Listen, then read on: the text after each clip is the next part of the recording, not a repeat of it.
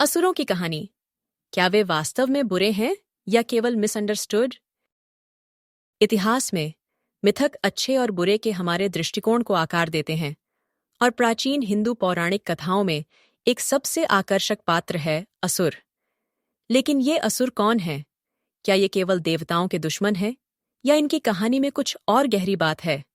हमारे साथ जुड़िए असुरों की दुनिया में एक गहरी यात्रा पर और जानिए कि क्या वे वास्तव में बुरे हैं या सिर्फ मिसअंडरस्टूड हैं। कई हिंदू ग्रंथों में असुरों को अक्सर देवताओं के दुश्मन के रूप में दर्शाया गया है। लेकिन क्या होगा अगर मैं आपको कहूं कि असुरों को हमेशा बुरा नहीं माना गया था? दरअसल उनकी कहानी शायद आपके अच्छे और बुरे के विचार को बदल दे।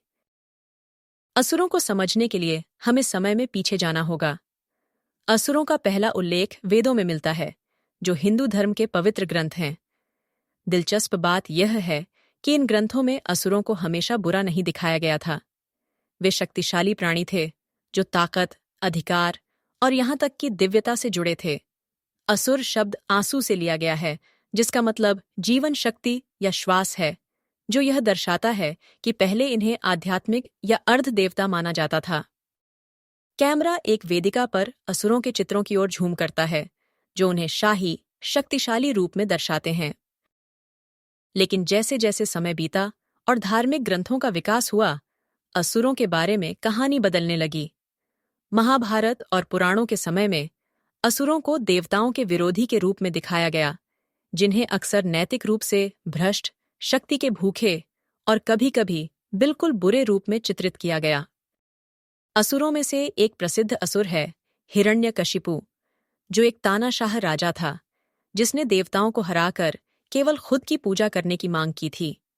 वह एक बुराई का प्रतीक था, एक ऐसा पात्र जो घमंड और सत्ता की लालसा से प्रेरित था।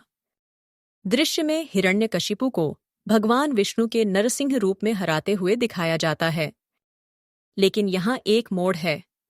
हिरण्यकशिपु का बेटा प्रहलाद भगवान विष्णु का भक्त था और अपने पिता के अत्याचार के बावजूद प्रहलाद की भक्ति और धर्म का उजाला चमकता है। प्रहलाद एक असुर के बेटे होते हुए भी एक नैतिक पात्र है और उसकी कहानी यह चुनौती देती है कि क्या असुरों को केवल बुरा कहा जा सकता है? क्या आपको नहीं लगता कि ये सवाल बहुत महत्वपूर्ण है? अगर एक असुर भक्त हो सकता है, तो क्या हम पूरे असुरों को बुरा मान सकते हैं? एक और आदर्श असुर है विरोचन, जो एक राजा था और अपने न्यायपूर्ण शासन के लिए जाना जाता था। कुछ पौराणिक कथाओं में विरोचन एक ऐसा नेता बन जाता है जो स्वयं के अस्तित्व और वास्तविकता को समझने के महत्वपूर्ण सिद्धांतों को सिखाता है। उसके उपदेशों में एक गहरी आस्था और ज्ञान है, जो उसे एक सामान्य बुरे असुर के रूप में चित्रित करने से कहीं ऊपर उठाता है। तो फिर वही सवाल आता है, क्या असुर केवल बुरे होते हैं या क्या उनके भीतर ऐसे गुण भी हो सकते हैं जो हमारी अच्छाई और बुराई के पारंपरिक विचारों को चुनौती देते हैं? थोड़ा सोचिए, जब हम दूसरे संस्कृतियों के पात्रों को देखते हैं, तो क्या वे भी कभी हीरो और विलेन के बीच की सीमा को धुंधला नहीं करते?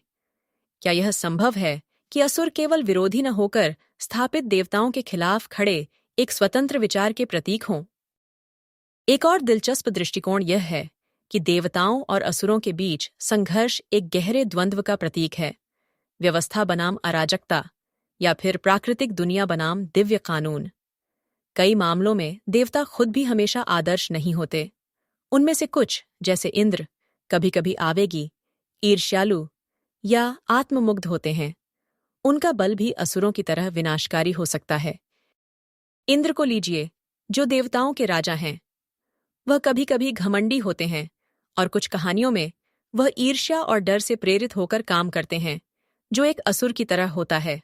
तो फिर एक दिलचस्प सवाल यह उठता है, अगर दोनों पक्ष समान कारणों से प्रेरित हैं, तो अच्छाई और बुराई को अलग कैसे किया जा सकता है? आखिरकार, असुरों की कथाएं हमारे मानव अस्तित्व के बारे में कुछ महत्वपूर्ण सिखाती हैं। शक्ति, महत्वाकांक्षा और नैतिकता के जटिल पहलू। जबकि कई असुरों को प्रतिपक्षी के रूप में दर्शाया गया है, उनकी कथाएं केवल अच्छाई और बुराई के बारे में नहीं हैं। वे अतिवादी इच्छाओं, पहचान के संघर्ष और विश्वास प्रणालियों के प्रभाव को उजागर करती हैं। असुर जैसे सभी पौराणिक पात्र केवल उनके लेबल से कहीं अधिक हैं। वे उस जटिल नैतिक परिदृश्य का प्रतिनिधित्व करते हैं जिसका हम सभी सामना करते हैं, भरी हुई विरोधाभासों, चुनावों और महानता और पतन की संभावनाओं से।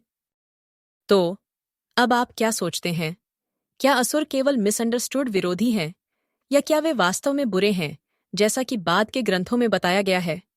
क्या हम अच्छाई और बुराई को पूरी तरह से अलग कर सकते हैं, या ये अवधारणाएं हमेशा ग्रे क्षेत्र में ही रहती हैं?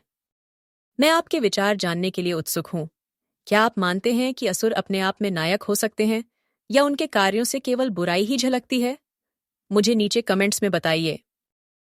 लाइक करें, सब्सक्राइब करें और नए और दिलचस्प वीडियो के लिए बेल आइकन दबाना न भूलें। देखना धन्यवाद।